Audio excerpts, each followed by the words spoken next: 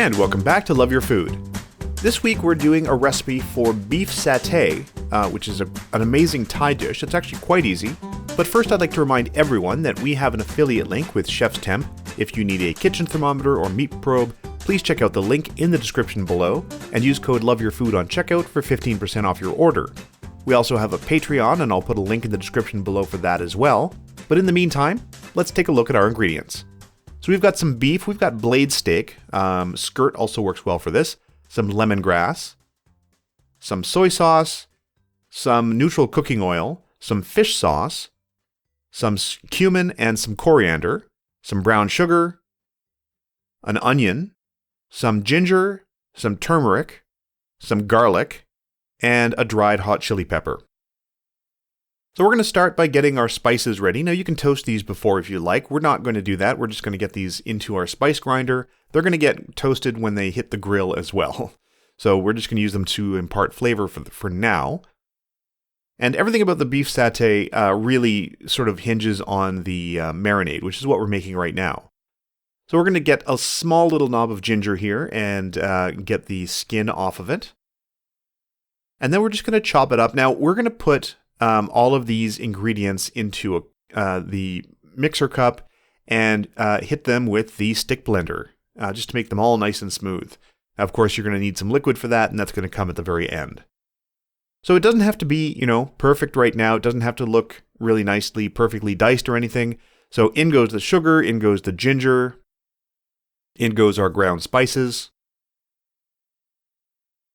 And then we're going to toss in some of the lemongrass. Now, we typically take out the outside layer, that sort of papery outside layer.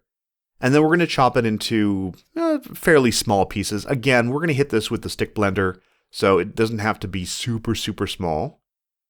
Now, this is dried turmeric. If you have the opportunity to get fresh, it's a lot easier to deal with. And again, you can just sort of dice it like you do the ginger. We grated it using our microplane grater. And that's going to go in as well. Now, this calls for, one small onion. So we're just going to use, one fairly small onion here. And we're going to, again, it doesn't really matter how small you make it. You want to make it pretty easy for the stick blender to deal with. It asks for 2 cloves of garlic, but our garlic right now is monster. So we only used 1 because they're enormous pieces in this clove of garlic. And that's going to go into the cup as well.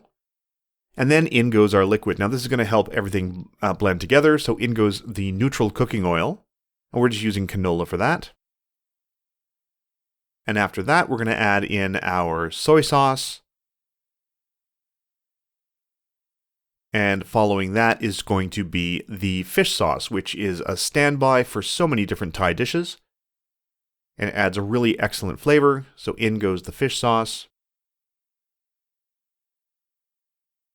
And then we're going to blend this together. So we want this to be pretty smooth because we're going to be adding this to meat. We're going to be nicely marinating our meat in this overnight. You certainly want it to go for at least a few hours. Overnight is ideal. So really get your stick blender, and the trick is to get it right down to the bottom as quick as you can, and then really let it go. And we're going to break everything down as much as we possibly can in there. And the reason you want to chop things up into pretty small pieces is really fibrous stuff like even the onions, but especially stuff like the ginger and lemongrass. We just want to make them small enough so they're not going to get wrapped around the spindle there. So now for our meat, we've got, like I said, we've got blade steak here. And we're going to pound this pretty thin because we want to be able to grill it really, really quickly on a pretty high heat and cook it all the way through. So we're going to get a heavy bottomed pan, not too big. You want it small enough that you're not going to be covering the whole thing, and you can sort of exert pressure exactly where you want it to. But big enough that you're going to have, some impact on your piece of meat here. So we're going to pound this until it's pretty thin. And the great thing about doing it this way in a zipper bag is that if your zipper bag is still intact after that, we can still use it for the marinating process. So now we're going to cut these strips of beef, and we want to cut them across the grain. We don't want to cut it with the grain. We want to cut it across the grain, and that's going to help everything be a little bit more tender once it's been cooked and when you're eating it. You do want a little bit of fat. If it's too fatty at one end, you can always trim that off, just like Chef Caleb did there. And you just want to, cut those really nice strips cross grain of the meat. And that's going to go back into our Ziploc bag here.